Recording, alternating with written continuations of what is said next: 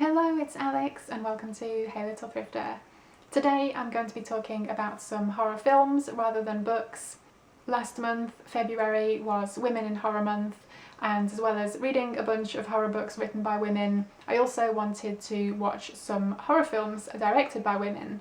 So I picked 10 films that I hadn't seen before, and yeah, really enjoyed most of them. In fact, there was only one of the 10 that I wasn't a huge fan of. And I also decided to rank them, so we'll be going in order of leading up to my favourite one. So even though some of them will have the same star rating, I tried to kind of choose my favourites. So first up, unfortunately the one I didn't really enjoy was Braid from 2018, directed by Mitzi Perrone. This is about two characters, two friends, who visit a third childhood friend in order to steal her money, basically, because they're in trouble financially. When the three of them were children, they played games and kind of had these three characters that each of them would play, and this ends up being what they do now as they're older. But yeah, there's a lot of what is reality and what is fantasy, a lot of kind of drug related and mental health related things going on. I will say I thought the three main actresses were all really great, and I think they did an excellent job with what they were working with. There were a few things I liked about the film, but unfortunately overall I just thought it was quite messy. I thought the story got quite repetitive. It definitely has a visual style, and I think if you're a fan of it, then you'll probably really enjoy the film. Unfortunately, I just wasn't a big fan of that style, so I ended up rating this one 2 stars. Okay, moving on to the films I rated 3 stars. First up is Flowers in the Attic from 2014, directed by Deborah Chow. This is a Lifetime movie, and yeah, I think the Flowers in the Attic novel by V.C. Andrews is perfect Lifetime fodder. We've got all sorts of crazy family drama going on. I quite enjoyed this one. It's definitely a well-made film and it has a really good cast. I think I will always have a special place in my heart for the 80s adaptation. I feel like that one just captures the spirits of it a bit more than this more modern adaptation does. But yeah, this was still a good film. I quite enjoyed it and I rated it 3 stars. Next up is Eve's Bayou from 1997, directed by Casey Lemons. It's set in the 1960s and we're following a family. The father, played by Samuel L. Jackson, is cheating on his wife and his young daughter finds out. And the story goes from there. This is more of a drama than horror, but I had seen it mentioned in the really great documentary Horror Noire, which is all about black horror cinema. It's on Shudder. I definitely recommend it if you haven't seen it. It does have a voodoo element to the story, which was quite interesting, but I still wouldn't put it in the horror category or even horror adjacent. For me, it was very much a family drama. Nothing wrong with that. It was a good one. Another 3-star film for me was The Velvet Vampire from 1971, directed by Stephanie Rothman. This is your classic 70s vampire film, but still manages to have its unique take on it. It's about a couple who meet this attractive and alluring lady, and they travel out to go stay at her place in the desert for a while. But yeah, of course, it turns out this character is a vampire and has her own plans for this couple. I really liked the style of this film. It had some really great visuals and some cool kind of dream imagery, but it did get a bit slow at times and the plot was maybe a little thin, but still quite an enjoyable watch. Next up, a couple of films that I rated 3.5 stars. We have Humanoids from the Deep from 1980, directed by Barbara Peters. This is your classic 80s creature feature. It's set in a small town that is a fishing community, and there are some scientists in town who are trying to develop this like super salmon, but of course things go wrong and there are these creatures terrorizing the neighborhood. I really enjoyed this one. It was a lot of fun. It had some really good gory effects that I really enjoyed, and the story also does have some substance to it. There was a part of the story involving a Native American character and the kind of conflict between some of the townsfolk who don't like his presence. So I thought that was a really interesting addition to the story, and yeah, added a dynamic to the story between all of these characters. And also there's a bit of nudity, there's a lot of blood and some explosions. So what more could you want? Also 3.5 stars for me was Revenge from 2017, directed by Coralie Fargier. This is a French film. It does have some French language in it, but most of it is actually in English language. And this is a super stylish film. It's very like bright colours and yeah, has a really nice look to it. It is a rape revenge film, but being written and directed by a woman, it definitely has a different vibe to it than some of your other classic films of that subgenre. It's about a female character who goes to spend the weekend away with a guy she's dating, and they're staying in a very remote location, and a couple of his buddies come along too because 3 of the guys are going to go out hunting, but something happens and yeah, the whole weekend definitely changes pace and the female character has to take things into her own hands. I really liked this one. Like I say, it's super stylish, it's also brutal and bloody, and yeah, this female character definitely goes through a lot, and will she have her revenge? You'll have to watch it yourself to find out. The next 4 films I rated all 4 stars each, and first up is Trouble Every Day from 2001, directed by Claire Denis.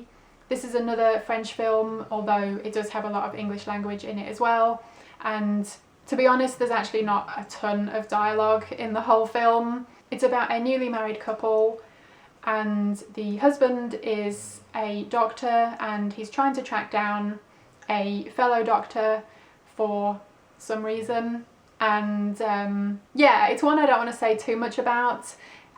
Because the story is pretty loose anyway and quite open to interpretation in a way, but also because yeah, I just think you should go into it and find out for yourself. I would class this as an art house film, and I really like the style of it. It's quite gritty at times, and there are definitely a couple of pretty bloody and brutal scenes.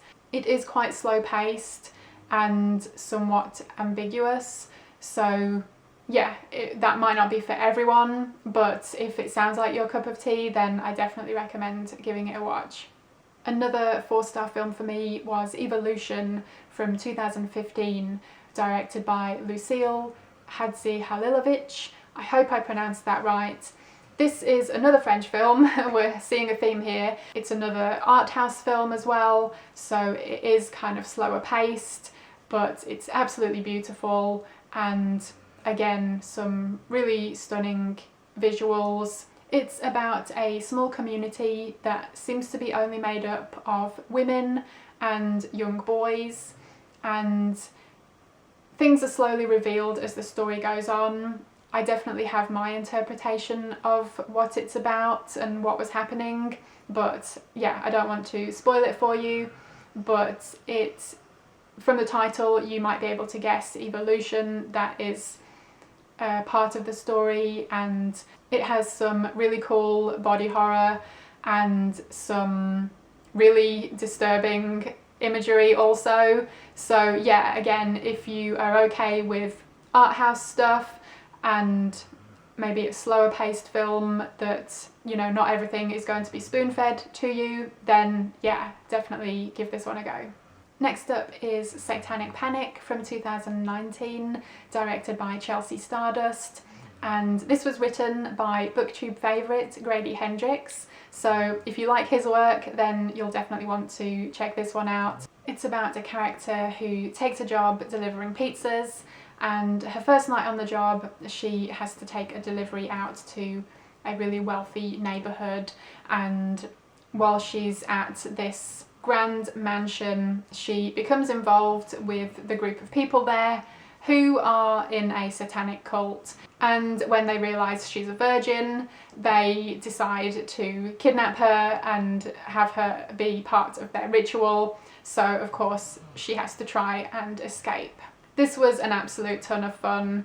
It is fast-paced and funny, and there are some really good gore effects, and I really enjoyed how the cast all fully embraced their roles and committed to the craziness of the story, because it came across so well on screen. And my favourite of the 10 films I picked, which was also a 4-star film for me, was Sorority House Massacre from 1986, directed by Carol Frank.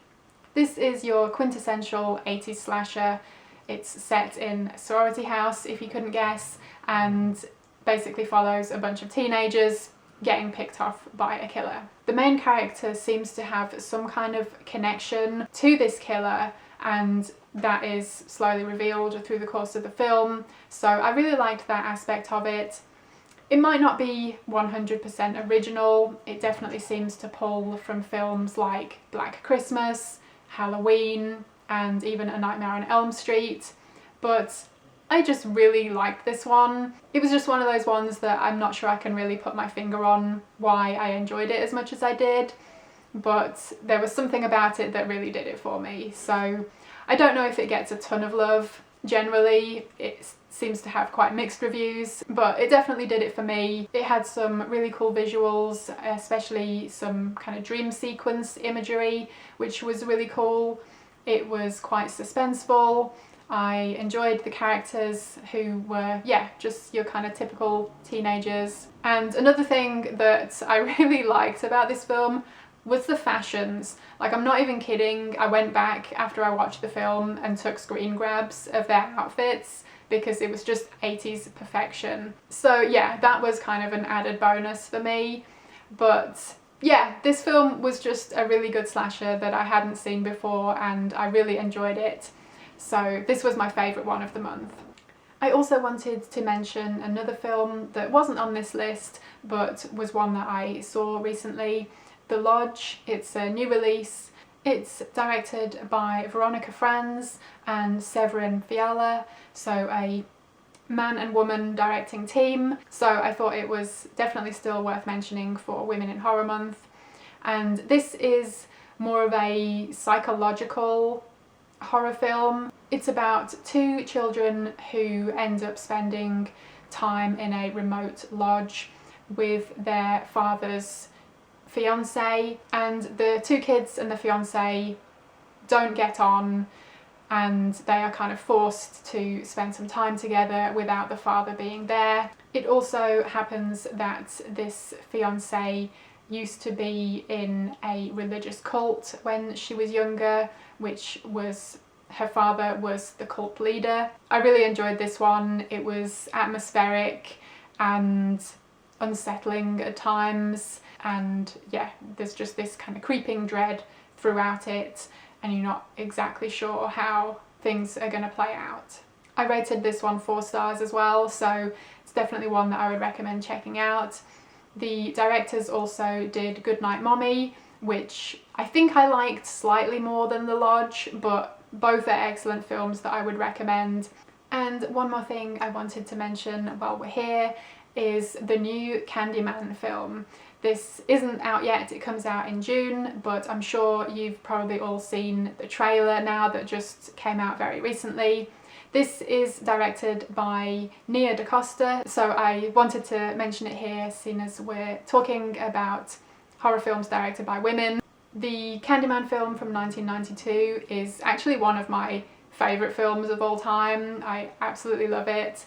So When I heard that there was a remake slash sequel being made, I was kind of skeptical, but I'm definitely intrigued and I do really want to see this. I will say the trailer left me with mixed feelings. I think the original film is just so gritty and dark that this one feels quite a contrast to it because it's very kind of slick and stylish. But yeah, that's not necessarily a bad thing, it's just different. I am still really looking forward to seeing the film when it comes out in a few months, and will totally reserve judgment until then. But yeah, let me know if this one is on your radar, if you're looking forward to seeing it or not. Let me know if you've seen any other of the films I've mentioned in this video. I would love to hear your thoughts. Or if you have any other recommendations for horror films directed by women that you think other people should watch, definitely let me know. Thank you ever so much for watching. I hope you enjoyed it, and hopefully I will see you again in my next video.